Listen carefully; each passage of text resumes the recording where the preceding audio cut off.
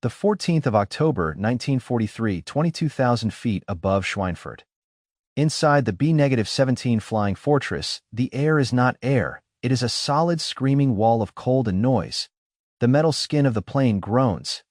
10 men are encased in it, suspended in a sky that does not want them. Below, through breaks in the cloud, the target slides into view, a maze of factories feeding the Nazi war machine. The mission briefing was clear. The arithmetic was simple. It is a law of industrial warfare. Destroy the means of production and the war ends. But this law has a hidden variable, written in flak and fighter aircraft. For the men of the 8th Air Force, the rule is more immediate. Survival for the next 15 minutes is a statistical absurdity. The German Reich has prepared a reception. A dark, blooming garden of anti-aircraft fire awaits them, black puffs of smoke that hide jagged iron. If you enjoyed this, don't forget to subscribe for more. And beyond the flak, specks against the sun resolve into shapes. Not specks, Messerschmitts, Fock, wolves. Dozens of them. They swarm like hornets from a disturbed nest. The lead pilot watches them come. His orders are to fly straight, to hold formation, to drop on target. By every known rule of aerial combat, this is suicide. To the enemy fighters below, the bomber stream is not an armada. It is a procession, a feast. The intercom crackles. A voice, strained. From the tail gunner bandits, 6 o'clock high. There is no room for maneuver. No escape. Only the slow, terrible, inevitable drift into the killing zone. The first plane in the group erupts into flame, a wing shearing away in a silent ballet before the sound of the explosion even reaches them. The bomb run has begun. The fortress is not a fortress. It is a coffin of stressed aluminum, flying a preordained path. The bombardier in the lead aircraft is now the most important man in Europe. His finger rests near the toggle. The entire mission, the lives of 600 men in the sky. The future of the strategic campaign hangs on his concentration. He cannot look at the fighters. He cannot flinch at the flak. His universe is the cold glass of the Norden bomb site, a device so secret it is ceremoniously guarded on the ground. Crosshairs drift over rooftops. He makes minute adjustments, his breath fogging the eyepiece. The plane shudders, violent yaw near miss. If you enjoyed this, don't forget to subscribe for more. The image in the sight jolts. This is the core insanity of the daylight bombing doctrine. To achieve precision, you must achieve perfect vulnerability. The formation must fly straight, level, and unswerving for what feels like an eternity. It is a collective act of will against every human instinct for self-preservation. Outside, hell is systematic. German fighter pilots employ the Sturmbach Taktikchevely armored Focke-Wulfs. Armed with cannons, attacking head. On in tight packs, they aim not for engines, but for cockpits. They aim to kill the pilots, to decapitate the formation in midair. AB-17 to the right simply disintegrates, its fuel and bombs meeting in a single, sun-bright sphere. No parachutes. The lead plane flies through the debris cloud. Metal shards ring against the fuselage like demonic hail. The bombardier whispers, a prayer or a curse lost in the intercom. The crosshairs settle. The sequence is automatic. The bombs are armed. A green light flashes. Bomb bay doors open. The aircraft lurches upward. Suddenly lighter, the payload falls away. Behind them, 60 other bombers follow suit, their loads tumbling toward the factories. But the mission is only half over now. They must turn for home through a sky that has been given 7 more minutes to kill them. The turn is the weakest point. The formation breaks its rigid line, each bomber straining to follow its leader in a wide, laboring arc towards the northwest. For the German fighters waiting at the periphery, it is the moment they have been instructed to exploit. The crippled and the stragglers are now exposed. Inside a B-17 named Bad Penny, the waist gunner is screaming, not in fear, but into the intercom. His oxygen line has been severed by a 20mm cannon shell at this altitude. Without it, he has less than 60 seconds of useful consciousness. His gloved hand claws at the breech, a futile attempt to pinch closed a hose spraying life, giving gas into the thin, brutal air. His vision begins to tunnel. Next to him, the other waist gunner is down, slumped over his weapon, a dark stain spreading across his flak jacket. The pilot, Lieutenant James Kell, hears the panicked, fading cries on the comms. He has 2 engines trailing smoke. His hydraulic system is failing, and one of his gunners is dying from hypoxia. The rulebook states he should descend to a breathable altitude. To do so is to fall out of the protective herd to become a lone, wounded animal before the wolves. He makes the call, dropping to 15,000. Everyone. Hold on. Bad Penny peels away from the safety of the group. Immediately, two BF-109s spot the movement and bank in pursuit. The turret gunners swing their .50 cals, the tracers drawing lines across the sky. It is a duel fought at closing speeds of over 500 miles per hour back in Schweinfurt. The first bombs are striking from the surviving bombers. Crews see flashes and rising columns of smoke, but there is no time for assessment. A navigator frantically plotting a homeward course knows the truth. They are 250 miles deep inside Fortress Europe. If you enjoyed this, don't forget to subscribe for more. Every one of those miles must be earned back under fire. For the Luftwaffe, this is not a defense. It is an extermination. They have concentrated their entire fighter force for this day, betting that the cost would be too high for the Americans to bear, and as the bomber stream thins, their bet appears sound. The commander of the lead group watches his force unravel. He counts the missing. The arithmetic of the morning is collapsing into a simple, horrific ratio. Factories damaged to aircraft lost. The preliminary numbers forming in his mind suggest a disaster. The retreat is a slow-motion massacre. The fighters, having rearmed and refueled at bases along the route, return for a second and third sortie. They hunt in packs, singling out bombers with wounded engines, sheared control surfaces, or silent guns. In Bad Penny, the situation has stabilized into a grim holding pattern. The waist gunner is unconscious but alive, dragged to a shared oxygen bottle. The two remaining engines are over-revved, temperatures bleeding into the red. The tail gunner reports the pursuing 109s have broken off. If you enjoyed this, don't forget to subscribe for more. Low on fuel or ammunition. For a moment, there is only the deafening roar of wind through shattered plexiglass. Then, a new threat. The flak belts around Frankfurt without the precision of the bomb run. The formation is scattered. Each plane now walks its own gauntlet. Black smudges of explosives stain the sky around them. The bombardier, his job done, now mans a cheek gun, firing at nothing. At everything. The sheer act of defiance against the impersonal death blossoming in the air. This is the hidden calculus of the strategic bombing campaign cost. Not just in aircraft, which are replaceable, but in men. Each 10-man crew represents 10,000 hours of training.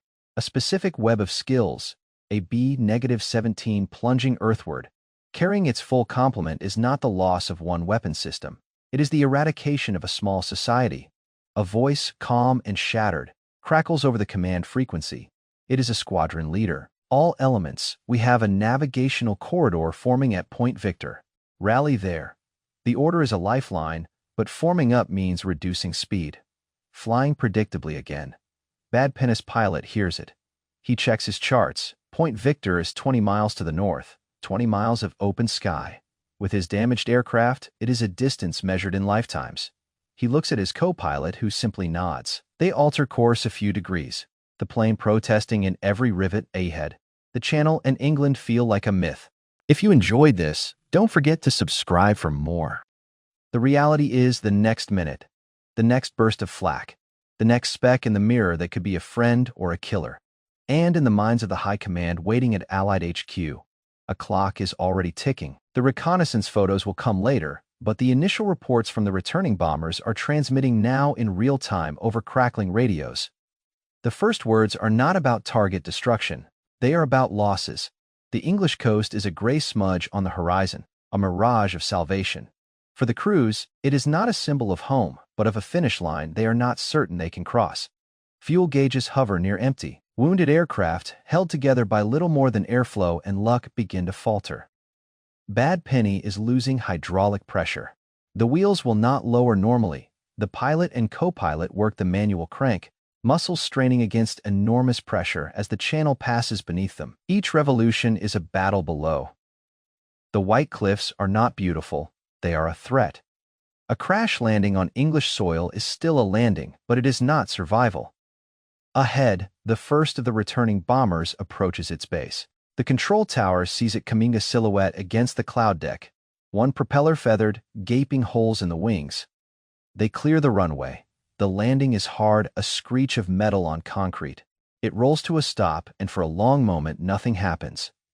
Then, the crew doors and hatches fly open. Men spill out, some stumbling, some crawling onto the hard, blessed earth. They kiss the ground. They vomit from exhaustion. They stare blankly at the sky they just escaped. At headquarters, the atmosphere is one of suspended dread. The operations room is silent but for the teletype machines and radio receivers. Clerk plotters move symbols on a large map, but the symbols returning are too few. The gaps on the board are cavernous. An intelligence officer takes a preliminary count from base reports. His face ashen. He does not need to wait for confirmation. If you enjoyed this, don't forget to subscribe for more. He has seen enough missions to know the shape of a catastrophe. The initial euphoria of seeing the factories hit is gone, evaporated by the sheer scale of the missing. A senior commander stares at the wall map, at the thin line of the bomber stream that went out and the shattered, disparate dots struggling back. He lights a cigarette, his hand remarkably steady. The tactical debriefing will come later. The strategic post-mortem will take weeks. But in this moment, there is only one undeniable, brutal fact: the 8th Air Force has just been gutted. The doctrine of unescorted daylight precision bombing, the entire foundation of the American strategic air campaign, has been tested against the full fury of the Luftwaffe, and it is broken. The final accounting is not a report. It is an autopsy. At air bases across East Anglia, the empty hardstands tell the story. Parking spaces for flying fortresses that will never return. The mess halls that night are tombs of noise. The surviving crews eat in a silence broken only by the clatter of cutlery. They avoid each other's eyes. The man who flew on your wing at dawn is gone. The laughter from the next table over has been permanently erased. In the briefing rooms, the mood shifts from shock to a cold, corrosive anger. The mission is classified as a tactical failure of the highest order. Of the 291 B-17s that pierced German airspace, 60 are confirmed lost. Another 17 will be scrapped upon landing. Catastrophic damage.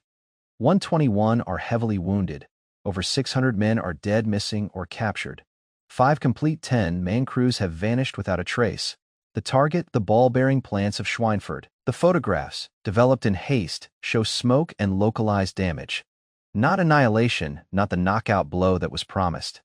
The arithmetic is now incontrovertible. The cost has dwarfed the gain. For the Luftwaffe High Command, it is a day of vindication. Their strategy of concentrated, ruthless defense has proven itself. They intercept Allied radio traffic. They sense the despair. They believe they have found the limit of American will. The Reichsmarshal reportedly toasts his fighter commanders. The air war, they are convinced, has reached its tipping point. The enemy bomber will never again come in such strength. Back in England, a grim realization settles over the Allied air commanders. They have been checkmated by physics and geography. Their magnificent, expensive bombers are incapable of protecting themselves deep over the continent. The fighter escorts, they P-47 Thunderbolts, are brave, but their technical limits are a leash. They can only go so far. The gap between their turning point and the target is called the Hell Zone, and in that gap, the Luftwaffe owns the sky. If you enjoyed this, don't forget to subscribe for more. A fundamental choice now presents itself, and it is binary.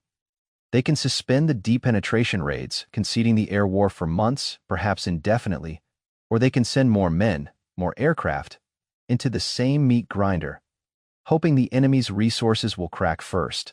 It is a decision that feels less like strategy and more like sacrifice. In the weeks that follow, a quiet mutiny takes hold. Not of men against officers, but of reality against doctrine. The 8th Air Force continues to fly, but its targets are ringed by the ghost of Schweinfurt. Morale, that invisible engine of war, plummets. Crews count their missions 20. 5 required for a ticket home with the grim certainty of lottery losers. The term fatalistic enters the psychological reports. Men break down on the flight line. The once routine pre-flight checks become rituals of superstition. The enemy, emboldened, grows more aggressive. German fighter controllers now vector their pilots with chilling efficiency, massing squadrons at the point of maximum Allied vulnerability. The moment the Thunderbolt escorts, fuel exhausted, are forced to turn back. The technological truth is inescapable. The bomber will not always get through, not unless it has a guardian that can match its range. In a locked hangar at a remote RAF base, a small group of American engineers and test pilots gather around a new aircraft. It is not a bomber. It is the answer to the Hell Zone, a long-range fighter prototype, its airframe sleek, its wings deceptively thin. It is called the P-51 Mustang. But in its current form, it is a thoroughbred with a weak Harton underpowered American engine. The breakthrough is not in the airframe, but in the mathematics of fuel consumption. A British engine, the Rolls-Royce Merlin, has been fitted. Calculations suggest a transformative possibility if the internal fuel tanks are supplemented by external drop tanks. This fighter could fly to Berlin and back. But this is still theory. Paper range a promise written in slide, rule figures. To the bomber crews bleeding out over Europe, it is a rumor, a distant maybe. Command is skeptical. Resources are allocated to proven failing strategies. The man championing the Mustang, a relentless senior officer, faces a wall of institutional inertia. He is not arguing against a person, but against a paradigm. The entire USAAF doctrine is built around the self-defending bomber. To admit it needs a long-range escort is to admit Schweinfurt was not an aberration, but an inevitability. The debate rages in smoke-filled rooms as winter sets in. If you enjoyed this, don't forget to subscribe for more. Outside, the runways frost over. The bombers still fly when weather permits, and the losses continue a steady, draining hemorrhage. The Mustang sits, waiting. The equation is simple. Every day of delay is measured in crews lost. The enemy, watching, begins to believe the crisis has passed. They have won the air battle of attrition. They are wrong. They have only forced the invention of their own destruction. The pressure fractures the command structure. A change is made at the top. A new commander, General Jimmy Doolittle, arrives in England. He is not a bureaucrat. He is a legend, the man who led bombers off an aircraft carrier to strike Tokyo. He carries the weight of iconoclasm. He tours the bases. He does not look at reports. He looks into the faces of the flight crews. He sees the hollowed-out eyes, the tremor in a co-pilot's hand as he lights a cigarette. He stands on a windswept hardstand and watches a ragged formation return, a B-17 with its entire nose section shredded, the bombardier's compartment a gaping void. He returns to headquarters and issues his first silent order, "Bring me the Mustang." The tests are accelerated from theoretical to brutal practicality. A single P-51B, fitted with two new, sleek, 110-gallon metal drop tanks, is prepared for a flight that will break the paradigm. The mission profile is a secret. The pilot is briefed, fly the simulated combat route to the deepest German target and return. No enemy contact, just prove the numbers. The aircraft climbs over the North Sea, a gray, solitary arrow. The pilot monitors his fuel flow with monastic focus. The drop tanks are not just extra gasoline, they are a psychological shield. When they are emptied and jettisoned, the Mustang transforms, shedding weight, becoming the fastest, most agile fighter in the European theater. The radio is silent. Headquarters waits. The turning point over Germany comes and goes. The escort fighters of old would be at their limit. Warning lights flashing, turning back. The Mustang pushes on, alone in the empty sky. Its Merlin engine, a steady, powerful hum. It penetrates deeper than any single-engine Allied fighter has ever flown in combat. It reaches the simulated IP, the initial point for a bomb run on a target near Leipzig. It turns for home. The mathematics hold. The fuel gauges, while low, are not critical. The pilot lands. The data is seized. The engineers pore over the numbers, checking and rechecking. Doolittle examines the report. He does not smile. He sees not a test flight, but a key turning in a lock. The hell zone, the Luftwaffe sanctuary. The graveyard of Bombershow has just been measured, mapped, and rendered obsolete. He gives the order. Production of the drop tanks is to be prioritized above all other non-critical supplies. Every Mustang coming off the production lines in America is to be fitted for them. The fighter groups are to be re-equipped, retrained. A new phase of the air war is drafted in that moment. It is no longer a war of bombers against flak and fighters. It is about to become a war of hunter against hunter. The Luftwaffe, still analyzing the patterns of a defeated enemy, does not yet see the shadow falling across them. The transformation is not immediate. It is a tide. Building force far from shore. Through the winter of 1944, the Mustangs arrive, not in trickles, but in squadrons. Then groups, the pilots who transition from the sturdy, radial-engined Thunderbolts, find the new aircraft alien longer, leaner, with a liquid grace that borders on the predatory. They train relentlessly, mastering the delicate balance of fuel management that separates a long-range Guardian from a stranded glider. If you enjoyed this, Don't forget to subscribe for more. Doctrine is rewritten. The bomber boxes are no longer floating fortresses to be defended. They are bait. The new strategy is called fighter sweep. The Mustangs will not just loiter near the bombers. They will range ahead, clearing the skies, challenging the Luftwaffe in its own backyard. They are given a new terrifying order: pursue, engage, and destroy the enemy wherever he is found. Seek out the fighters on the ground. In the air, at their bases, the mission is no longer protection, it is annihilation of the opposing force. The Luftwaffe fighter pilots, the Expert 10 with hundreds of kills. Notice the change first. The American escorts no longer turn back at Aachen. They are there over the Ruhr. Then, they are spotted over Hanover. The comfortable intercept calculus is shattered. The safe space to assemble, to stalk, to strike it is evaporating.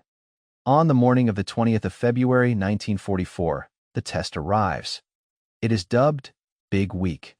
The target is not one city, but the entire German aircraft industry. Every available bomber is sent. And for the first time, they are shepherded by swarms of P-51 Mustangs, their drop tanks painting the high sky with condensation trails that stretch to the horizon. The German ground controllers radio urgent, confused warnings to their squadrons. The usual assembly points are unsafe. The Americans are already there, orbiting, waiting. A young Mustang pilot, Captain John Godfrey, spots a formation of W-190s climbing through a cloud layer unaware. He does not wait for them to threaten the bombers. He signals his wingman and dives. The attack is not defensive, it is an ambush. The 190s, laden with bombs for attacking the bomber formations, are helpless. In minutes, the sky is streaked with fire and falling metal. The psychological shift is instant and total. The hunter has become the hunted. Big Week is not a battle. It is a systemic shock. For 6 days, the American bombers return, day after day, and the Mustangs are always there, deeper, staying longer, fighting harder. The Luftwaffe is forced to engage on Allied terms. Their losses are catastrophic. Not just aircraft, but the irreplaceable core, the veteran pilots, the squadron leaders, the Expert 10, a German ace, limping back to a cratered airfield, writes in his diary, "They are everywhere. There is no front line anymore. The sky belongs to the Jabo." Jabo-Jag bomber hunter. Bomber. It is a term of respect and dread. In the Allied headquarters, the reconnaissance photos tell a new story. The damage to the German aircraft factories is severe, but the real victory is in the air. The loss ratios have inverted. Where Schweinfurt saw 60 bombers lost for minimal gain, Big Week sees hundreds of German fighters destroyed. The Luftwaffe is being bled white in the skies over its own cities, but Doolittle is not satisfied. He understands that air superiority is a temporary condition unless it is made permanent. He issues another order, one that breaks the last taboo of gentlemanly air combat. He tells his fighter commanders, go for the Luftwaffe on the ground. In their hangars, on their runways. If they fly, kill them. If they hide, destroy where they hide. The Mustangs, now carrying 500-pound bombs or extra rockets, become true hunter-killers. They streak in at treetop level, surprising airfields, strafing parked aircraft, bombing fuel dumps. The war moves from the stratosphere to the hedgerows. A German pilot scrambling to his aircraft is cut down by .50 caliber fire before he can even reach the cockpit. The Luftwaffe's response is one of desperate, grinding attrition. They throw green replacements into the fray with minimal training. These young pilots, facing battle-hardened Americans in superior aircraft, are not just defeated. They are consumed. The average life expectancy of a new Luftwaffe pilot in the spring of Fay is measured in weeks, then days. The initiative has been permanently seized. The airspace over the Reich is no longer a sanctuary. It is a killing field, and the long-range fighter, the technological answer to a day of utter defeat, has become the instrument of a relentless, inescapable revenge. But the ultimate objective now comes into focus. A shadow is crossing the English Channel. An invasion force is gathering, and the first absolute prerequisite for its success is the total obliteration of the German Air Force. If you enjoyed this, don't forget to subscribe for more. Doolittle's next order will be the simplest and the most final of the war. The order is transmitted in clear, unambiguous language: destroy the enemy air force wherever you find it. This is not a tactical objective. It is a decree of extinction. The P-51 Mustang groups are unleashed with a singular, ruthless purpose. They are no longer escorts, they are a flying extermination force. The tactics evolve into a science of slaughter. They block the sun. Mustang squadrons patrol in layered formation, shy cover, medium cover, roving hunters at deck level. They watch for the tail dust clouds of aircraft taxiing on German airfields. They wait at the known alarm start routes, the emergency climb corridors, and pounce on fighters as they labor for altitude, heavy with fuel and ordnance. A German pilot's diary entry from this period reads, "To take off is to be attacked. To land is to be strafed. There is no peace. The Amis own the day." The loss figures for the Luftwaffe become grotesque. In April 1944, over 800 German fighters are destroyed in the air. In May, nearly 1,000. The infrastructure of the Air Force unravels. Skilled mechanics are killed in strafing attacks. Fuel trains are pinpointed and obliterated by fighter bombers. The intricate network of control and repair, the nervous system of an Air Force, is severed piece by piece for the Allied bomber crews. The change is palpable, almost spiritual. The flak remains, a deadly, impersonal hazard. But the fighters, the once omnipresent terror of the deep penetration, have largely vanished. Missions to Berlin, once synonymous with maximum casualty rates, become, if not routine, then survivable. The sky feels different. It feels for the first time owned. This aerial dominance is not an end in itself. It is the creation of a condition. As the Mustangs cleanse the skies, thousands of ships assemble in English ports. Millions of men train on invasion beaches. The greatest amphibious assault in human history is being prepared on the ground. Its success hinges on a single, non-negotiable requirement: that on the morning of the invasion, the Luftwaffe will be incapable of contesting the air over the Normandy coast.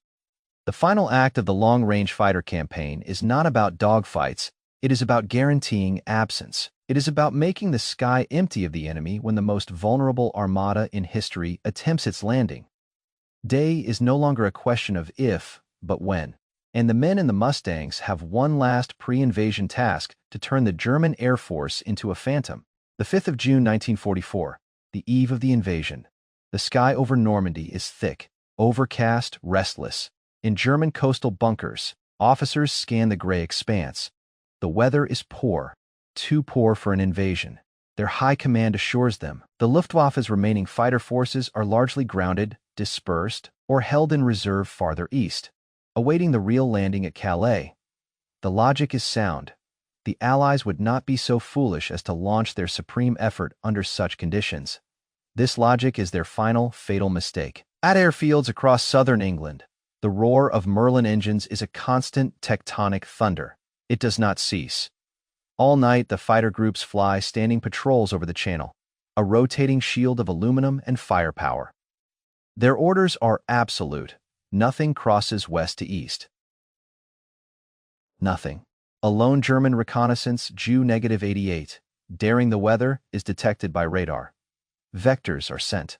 A pair of Mustangs, flying on instruments through the cloud, intercept. The engagement is brief, clinical.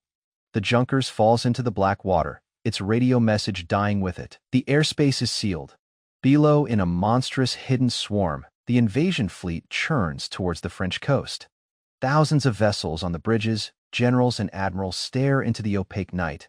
Their greatest fear is not the beach obstacles, nor the Atlantic Wall. It is the specter of the Luftwaffe arriving at dawn to slaughter the packed landing craft. They listen to the radio chatter of their fighter screen. Each terse call: bogey cleared. Sector secure is a tonic. As the first gray light bleeds into the sky on the 6th of June, the overcast begins to break. If you enjoyed this, don't forget to subscribe for more. The men on the landing craft, seasick and afraid, look up. They have been told to expect the worst of the German Air Force. What they see are endless, graceful contrails, weaving a protective web high above. They see the distinctive silhouettes of P-51S and P-47S orbiting, vigilant. They see not a single black cross. At the German fighter bases in France, chaos reigns. The reports are unbelievable. The invasion is here, not at Calais, but here. Orders scream over the wire, alarms start, pilots sprint to their aircraft through mist and confusion, but the Allies have planned for this moment for months. As the first German wheels touch the runway, the first bombs from medium bombers shepherded by the very fighters that have cleared the way begin to fall on the airfield perimeters. Runways crater, hangars erupt. Those fighters that do manage to claw into the air are set upon by roaming packs of Mustangs, fresh, fueled, and waiting. The air umbrella over Omaha, Utah, Gold, Juneau, and Sword Beaches holds. It is not merely held, it is absolute. The greatest seaborne invasion in history begins not with an air battle, but with an eerie, deafening silence in the skies. Above the enemy, the Luftwaffe, the once mighty terror of Europe, has been rendered a non-entity on the most critical day of the war. Its absence is the long-range fighter's ultimate and most devastating victory. The silence over the beaches is not peace. It is the sound of a predator that has already won. For the German infantry dug into the Normandy bluffs, this silence is more terrifying than the naval bombardment. They have been promised air support.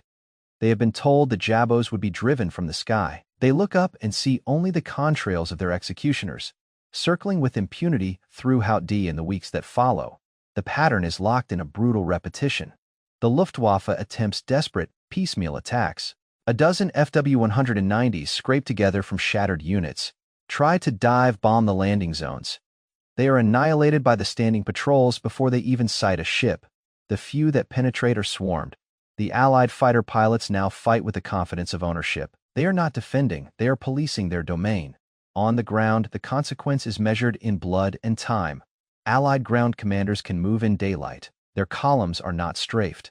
Their supply dumps are not bombed.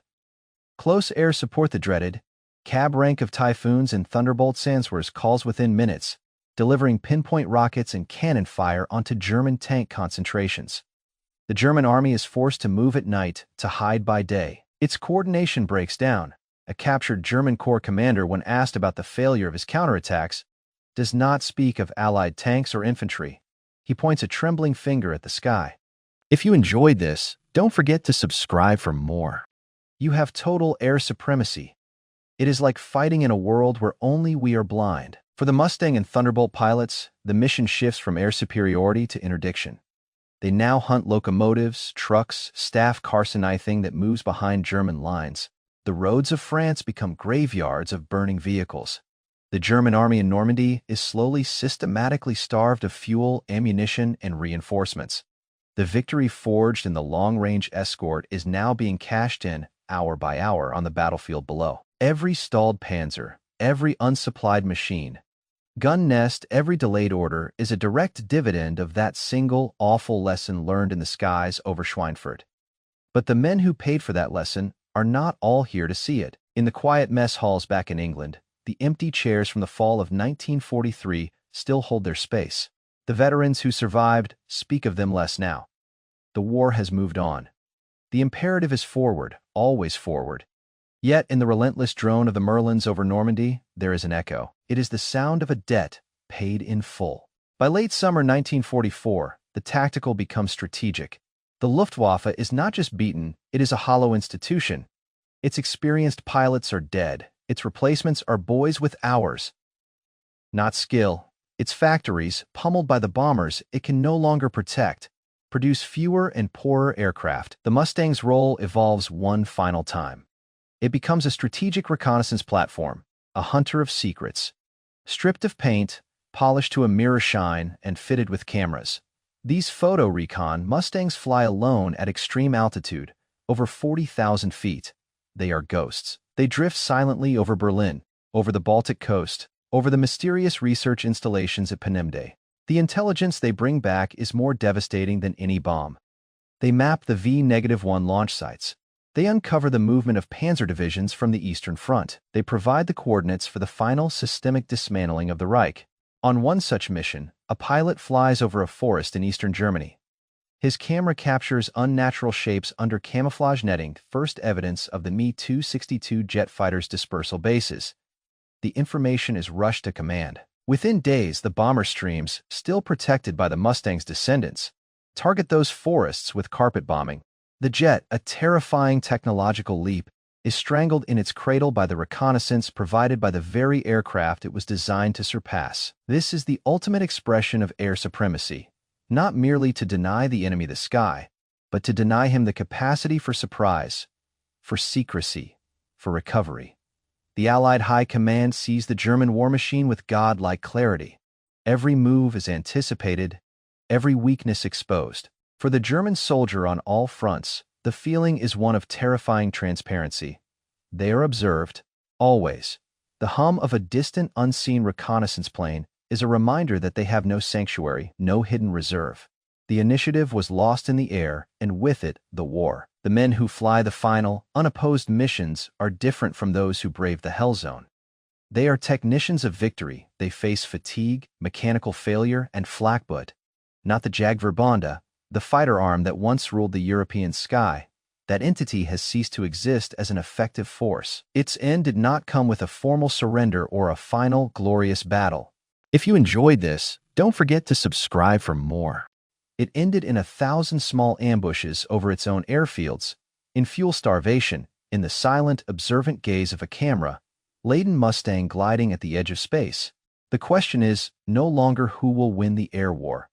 The question is what remains to be won on the ground, beneath the silent, all-seeing dominion of the victors. September 1945, Wright Field, Ohio. A single P-51 Mustang sits on the tarmac, its engine cold. The war is over. Around it, the machinery of victory is being dismantled. B-17s are being chopped into scrap aluminum. Pilots are trading their flight jackets for civilian suits.